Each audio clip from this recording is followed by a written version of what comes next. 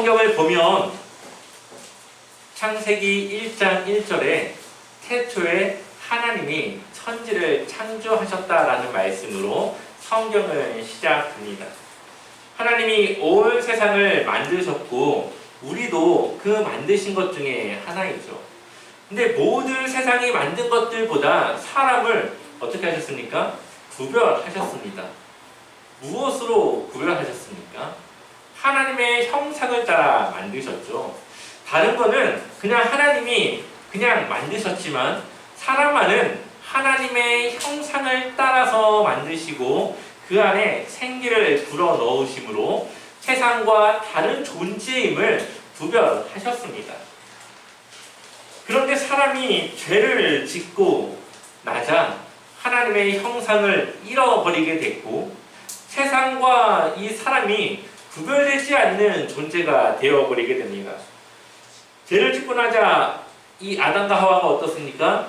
부끄러워하죠. 자신들의 벗은 몸을 부끄러워하고 하나님을 피하기 시작합니다.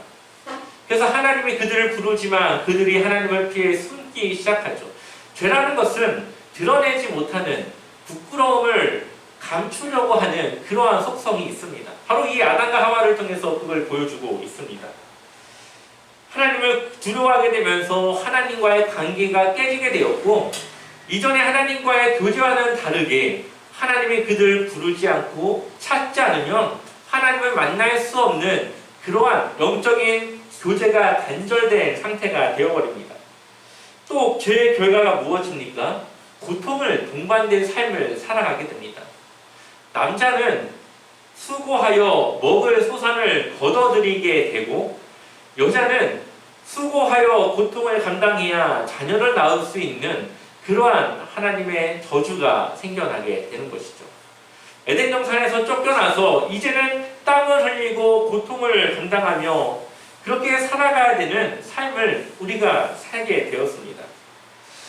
이러한 고통은 우리가 감당하는 것이지만 이 고통 때문에 우리는 하나님을 찾게 되는 기회가 되기도 하지요.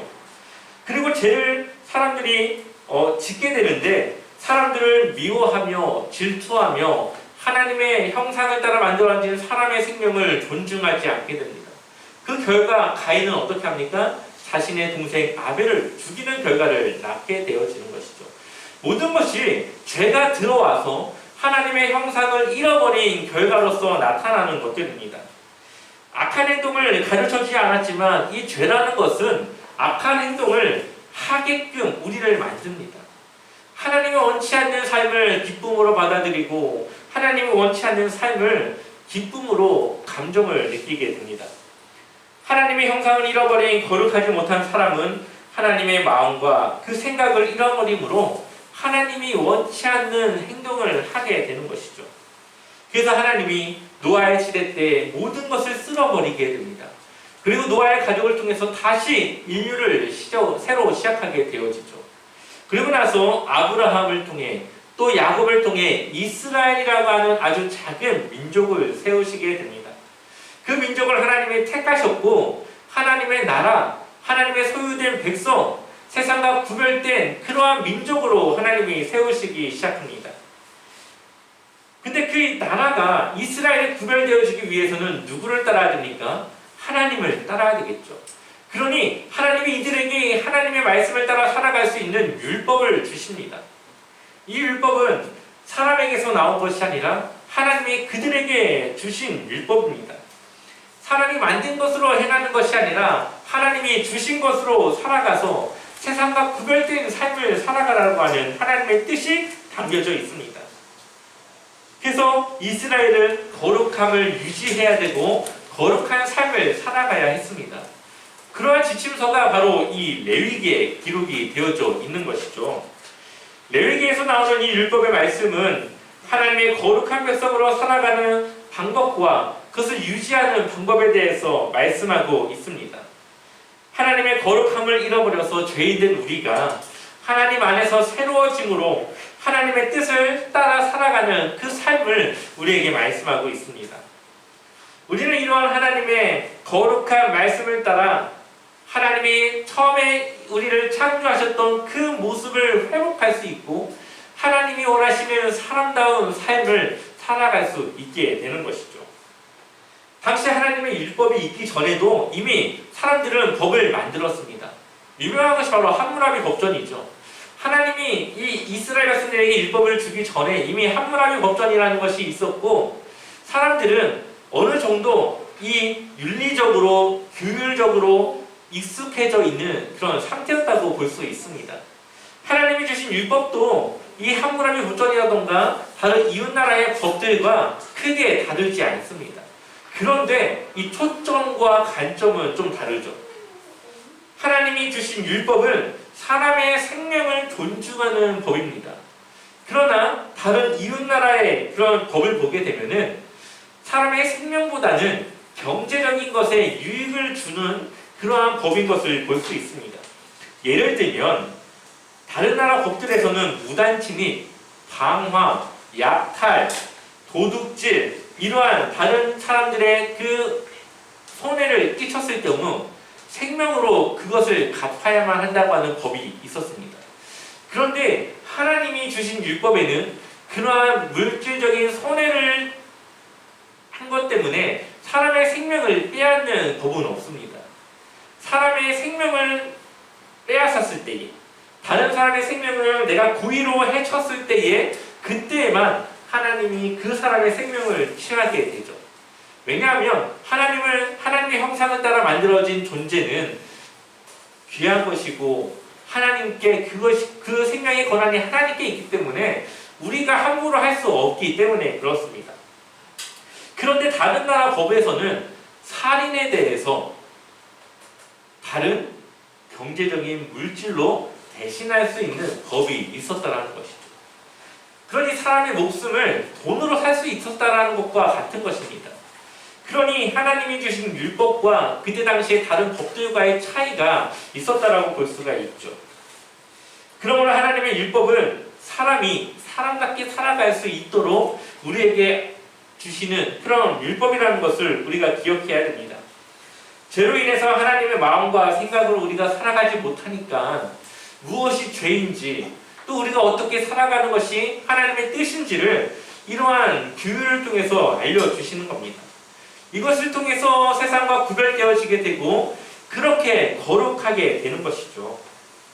이러한 삶을 세상과 구별되게 하고 우리가 하나님의 나라와 하나님의 소유된 백성으로 살아가는 것을 도와주게 되는 겁니다.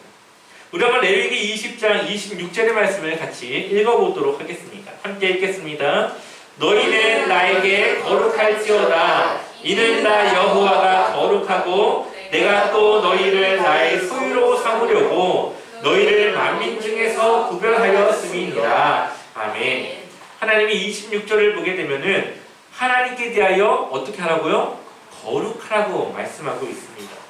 왜냐하면 하나님께서 이스라엘을 택했기 때문에 이스라엘은 다른 나라들에 대해서가 아니라 하나님에 대해서 하나님 앞에서 거룩하게 살아가야 한다고 하는 것이죠.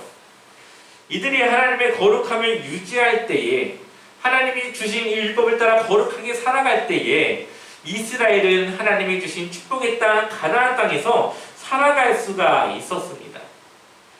가나안 땅에서 살아가는 그 조건은 바로 하나님의 거룩함을 가지고 살아가는 것이죠. 거룩은 하나님이 주신 기준과 방법으로 살아가는 것입니다.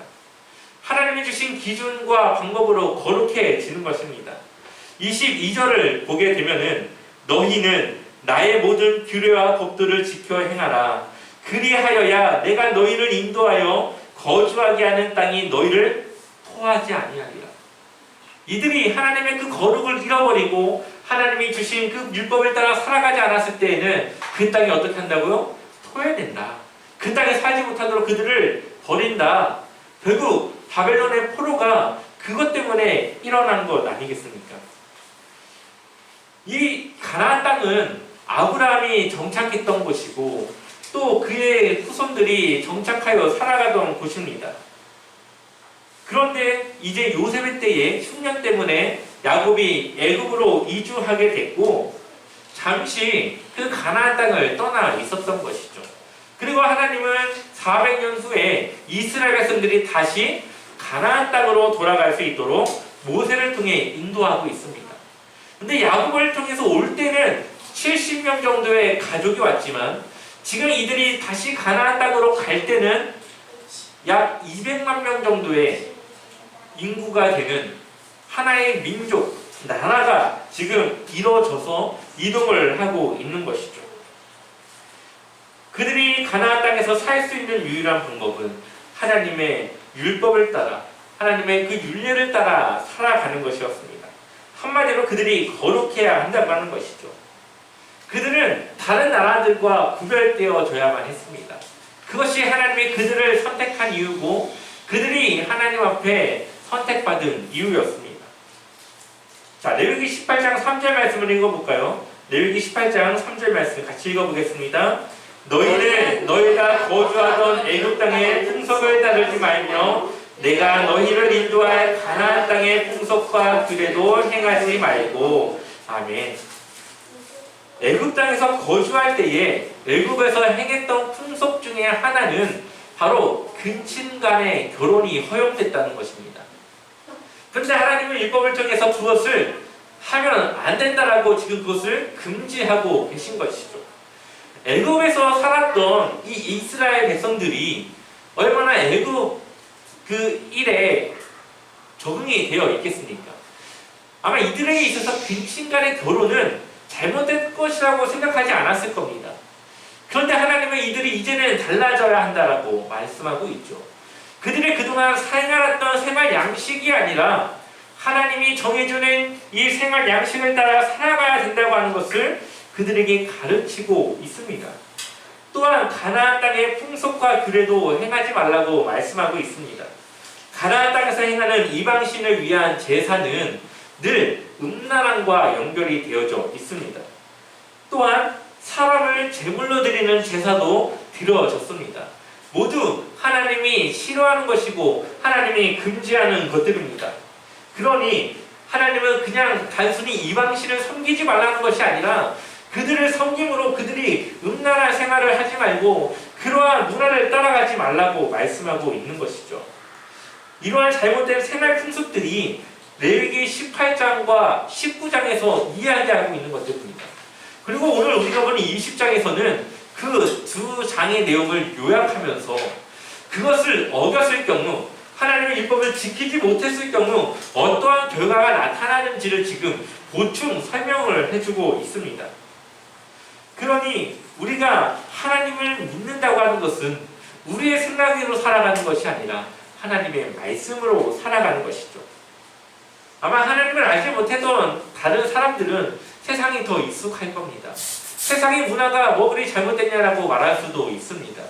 하지만 하나님의 자녀가 되기로 결심한 순간부터는 그것을 버려야 되고 하나님의 것을 취해야 된다는 것입니다. 그것이 바로 거룩이고 하나님 앞에 구별된 삶을 살아가는 우리들의 모습입니다. 우리의 예전 습관을 버리고 하나님의 거룩함을 따라 살아가야 되는 것이죠. 이것은 우리가 고민하거나 결정해야 될 문제가 아닙니다. 내가 거룩하게 살아가야 되나? 내가 하나님 말씀을 지키고 살아가는 게 맞나? 이런 게 아니라는 거죠. 하나님을 믿기로 했다고 하는 것은 그냥 그 말씀을 순종하고 따라야 된다는 것을 말하고 있습니다. 그렇게 살아가는 것이 바로 하나님의 형상을 회복하는 것이고 하나님이 우리가 살아갔으면 하는 그 삶을 우리가 회복하여 사람답게 살아가는 삶이라는 것입니다. 이것은 생존의 문제입니다. 이스라엘 백성들이 하나님의 말씀을 따라야 그 땅에 살 수 있었던 것처럼 우리가 하나님의 말씀을 따라 살아가야만 하나님의 백성으로 살아갈 수 있는 것입니다. 하나님이 우리를 구원하셨고 우리는 그에 대한 응답으로 하나님의 거룩함을 따라 살아가야 되는 것이죠. 죄로 인해 망가지고 잃어버린 하나님의 형상을 그리스도를 통해 회복하여 우리가 새 사람이 되었음을 우리의 삶으로 보여주고 나타내는 것입니다. 이것이 바로 세상과 구별된 삶이고 하나님이 원하시는 대로 우리가 하나님의 말씀에 순종하며 살아가는 것입니다. 결국 하나님의 뜻대로 살아가지 않았을 경우에 이스라엘 백성들은 하나님이 약속하신 그 축복의 땅에 살아갈 수 없게 될 것이라고 레위기 20장 22절 후반절에 말씀하고 있습니다. 하나님의 율법을 통해 우리에게 원하시는 것은 사람으로서 사람답게 살아가야 한다고 하는 것이죠. 하나님이 창조하실 때에 엉망으로 짓지 않습니다. 질서대로, 그 질서에 맞게 그렇게 지으십니다. 또한 하나님은 각각의 그 생물들이 목적을 두고 움직이고 일하게끔 하셨습니다. 그런데 사람도 해야 될 일이 있는데 죄 때문에 하나님의 형상과 거룩함을 잃어버리면서 하나님이 원치 않는 삶을 살아가게 됐다는 것이죠. 그래서 우리는 다시 그 거룩을 회복함으로써 하나님이 원하시는 사람의 모습으로, 하나님이 원하시는 우리 인간의 목적을 따라 우리는 살아갈 수 있게 되는 것입니다. 이것이 바로 거룩함이고 하나님이 우리에게 원하시는 하나님의 자녀로서의 삶입니다. 사람은 마음 한켠에 누구나 선하게 살아가고 싶습니다. 그런데 환경이 거짓말을 하게 하고, 환경이 남의 것을 도둑질하게 하고, 환경이 그 사람의 그 착하게 살아가고자 하는 마음이 약해지게끔 만들고 있는 것이죠. 비록 죄성으로 인해서 누구도 가르쳐주지 않았지만 나쁜 일을 행하는 것처럼 그 죄를 짓는 것에 익숙해지고 점점 더 큰 죄를 짓고 살아가고 있지만 한편에서 무슨 마음이 듭니까? 그러면 안 된다는 생각을 갖고 있죠. 사람은 바로 하나님의 그 형상, 하나님의 그 거룩함을 따라 살아가고 싶은 마음이 있지만 또 죄 때문에 그렇지 못할 때가 있습니다. 그러니 우리가 죄를 지었을 때에 그것을 숨기려고 하는 것이고 또 그것을 당연하지 않다라고 생각을 하면서 감추려고 하는 것이죠. 우리가 하나님의 말씀을 따라 살아갈 때에 그 죄성을 이길 수 있는 것이고 그것을 뛰어넘는 삶을 살아갈 수 있습니다. 하나님은 우리에게 세상과 다른 구별된 삶을 통해 하나님의 형상을 닮은 하나님의 자녀로서 살아갈 수 있음을 말씀하고 있습니다. 그것이 이스라엘 백성들이 가나안 땅에서 하나님의 축복 가운데 살아가는 방법이고 그것만이 그들이 살 수 있는 생존의 방법이었습니다. 그렇다면 하나님은 우리에게 어떤 지켜야 할 것들을 말씀하십니까? 우리가 잘 알고 있다시피 하나님은 우리에게 크게 두 가지를 말씀하십니다. 하나는 하나님 사랑, 또 하나는 이웃 사랑이죠. 18장에서는 이방 종교의 풍습을 따르지 말라고 말씀하십니다. 다시 말하면 이방 종교의 풍습을 따르지 말고 하나님을 따라가고 하나님을 사랑해야 된다는 것입니다. 19장에서는 이웃 간에 지켜야 할 율법에 대해서 말씀하십니다. 이웃 간에 서로 사랑함으로써 서로의 것을 빼앗지 말고 서로에게 피해를 주지 말고 그 피해를 서로 감당하라고 말씀하시는 것이죠.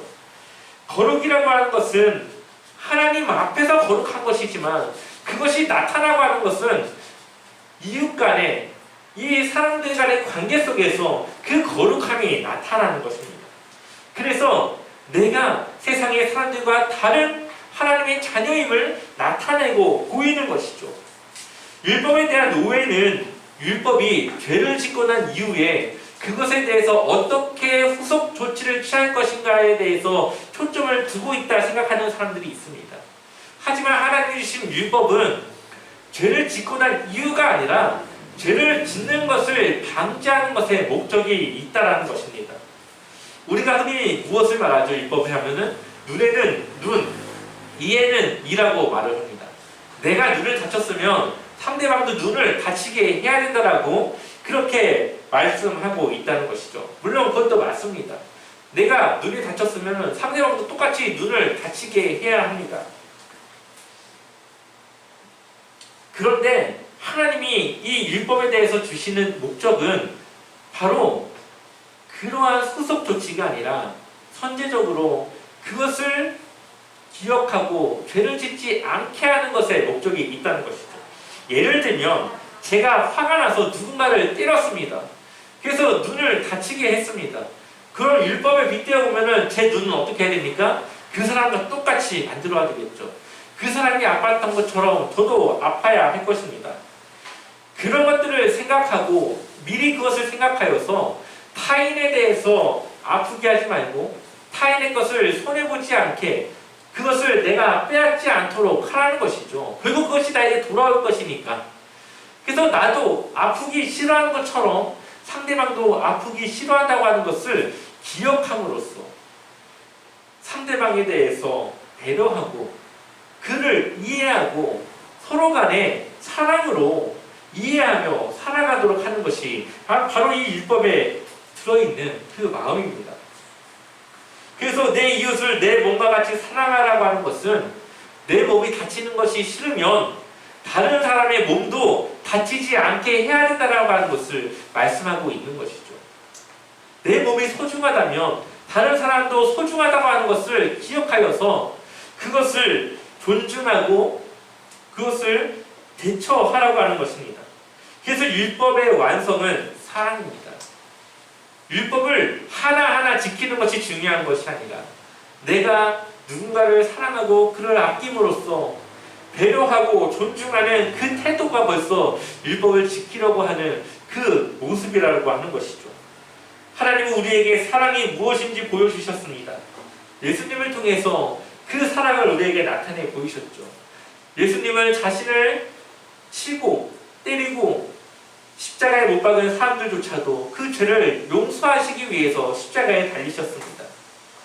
예수님은 우리를 살리시기 위해서 희생하셨고 하나님의 뜻 가운데 순종하셨습니다. 이제 우리는 누군가를 하나님의 자녀로 세우고 인도하기 위해서 우리가 희생하고 헌신하며 참아야 된다고 하는 것입니다. 그것이 하나님의 뜻이고 하나님의 말씀에 순종하는 모습입니다. 그리고 이것이 거룩한 삶으로서 하나님의 사람다운 삶을 살아가는 방법이죠. 세상은 나를 위해 살아가지만 우리는 하나님을 위해 살아가는 것입니다. 세상은 나만 잘 되면 된다 생각하지만 우리는 이웃과 함께 더불어 살아갈 수 있어야 합니다. 하나님의 뜻을 따라 살아가는 것이 사람을 창조하신 목적에 맞게 살아가는 길입니다. 그렇다면 우리는 어떻게 거룩한 삶을 살아갈 수 있을까요? 레위기 20장 25절의 말씀을 읽어보겠습니다. 함께 읽겠습니다. 너희는 짐승이 정하고 부정함과 새가 정하고 부정함을 구별하고 내가 너희를 위하여 부정한 것으로 구별한 짐승이나 새나 땅에 기는 것들로 너희의 몸을 더럽히지 말라. 아멘. 이스라엘 백성들은 정한 것과 부정한 것을 구별할 수 있어야 했습니다.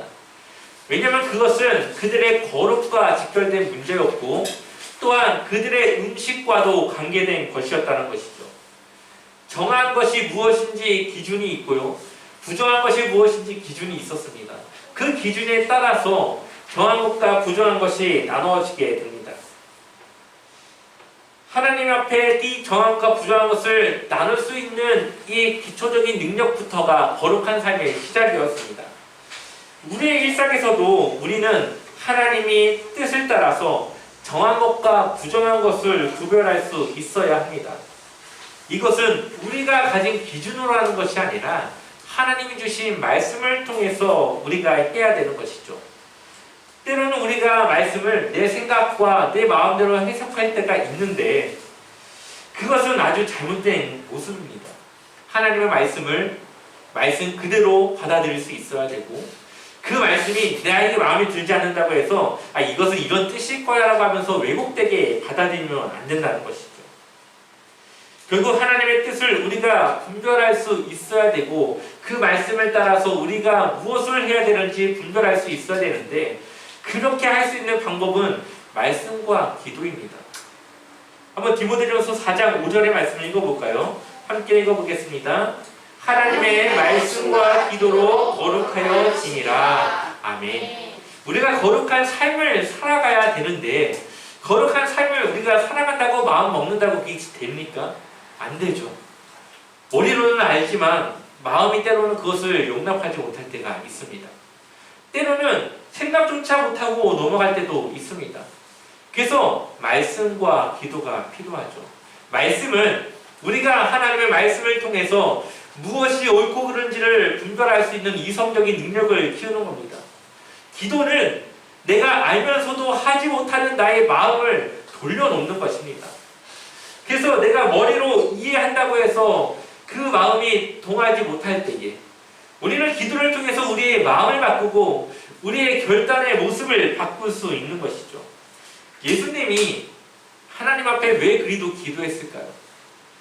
예수님이 한계를 가진 육체를 입고 이 땅에 살아가면서 예수님도 많은 유혹이 있고 많은 지침이 있고 인간적인 욕구가 있으신데 그것을 이겨내기 위해서는 하나님께 기도해야 된다는 것을 우리에게 보여주시는 것이죠.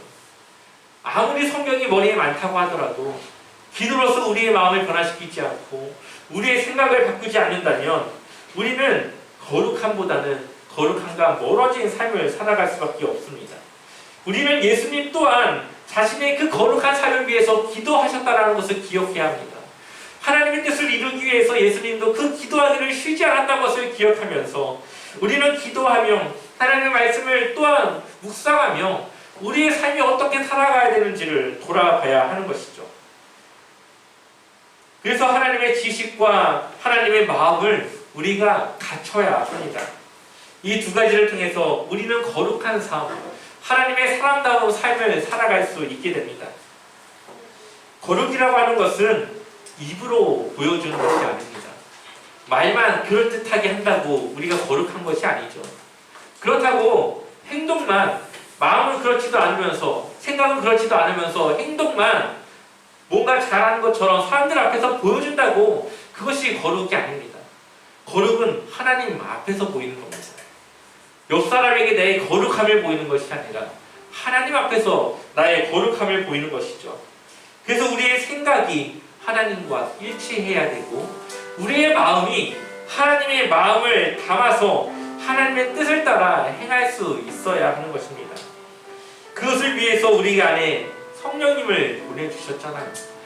우리가 할 수 있는 것을 하나님이 아시기 때문에 우리를 도우시고 우리를 인도하시는 성령님을 통해서 우리가 하나님을 위해 살아갈 수 있도록 하나님이 우리에게 성령님을 보내주셨습니다.